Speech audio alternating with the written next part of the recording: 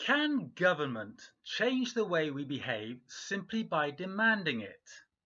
Or does lasting change require persuasion and a change in what society regards as normal?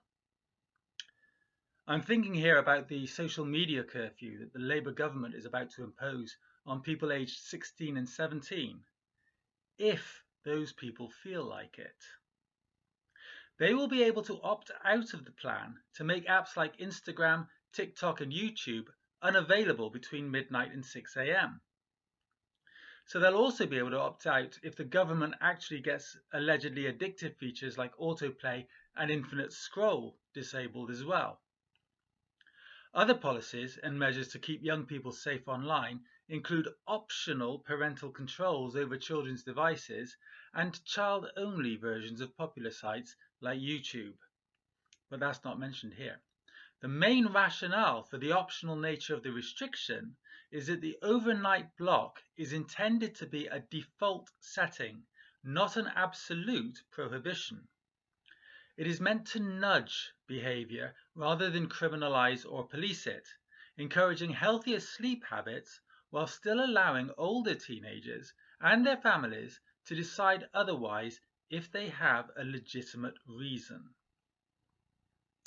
The government says evidence from its own trials suggests defaults work, pointing to pilot schemes in which many teenagers left similar restrictions switched on voluntarily, saying they reported improvements in sleep and concentration. The argument is that a default changes behaviour even when people are free to opt out. And the measure is intended to avoid a cliff edge. Since under 16s are due to face much stricter social media bans, ministers say they wanted a transitional regime for 16 and 17-year-olds rather than moving overnight from a ban to unrestricted access. But while nudging can work while particular rules are in place, they often rely on the environment remaining exactly the same.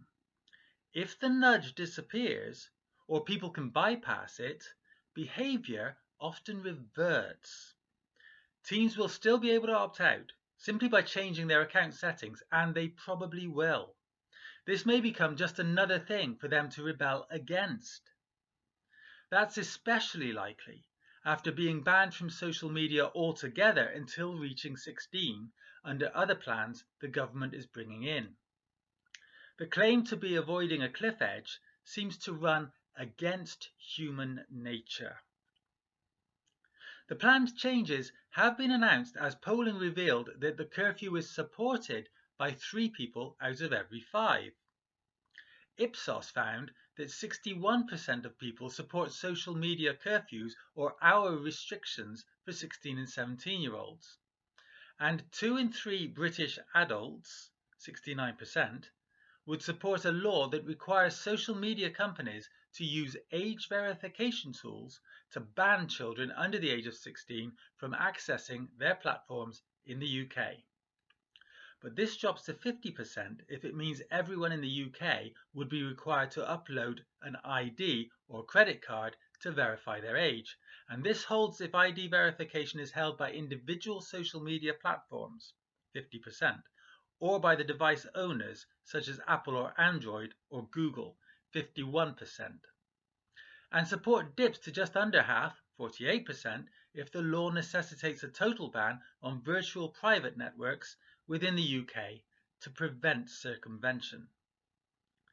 Nearly 3 in 4 adults anticipate a positive impact on reducing children's screen usage and on limiting their exposure to online harms if a ban is introduced. That's 74% each. Just under half, 46%, expect the law to positively affect their personal ability to keep their own private data secure, with fewer than 1 in 5, 18%, expecting the ban to have a negative impact in this area. 2 in 5 expect the ban to have no impact on children's digital literacy, that's 43%, or on their awareness of world news and current affairs, 40%, with 1 in 3, 33%, expecting the ban to have a positive impact on each.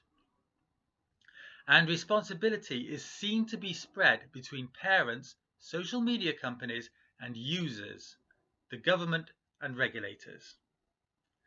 96% of Britons state that children's parents carry a great deal or a fair amount of responsibility for preventing under 16s from accessing harmful or offensive content. A similar share, 92%, places this responsibility on social media companies themselves. 84% believe the UK government and Ofcom bear responsibility for protecting children from online harms. And adults using social media are seen as having responsibility by 85%. So this is seen as a collective duty, with the key challenge for Westminster and regulatory bodies being less about convincing the public of the ban's intent and more about easing concerns about how the age verification infrastructure will impact the wider public. My opinion? No ban like this will be effective on everybody, and the optional aspect of this one means it is even less likely to work.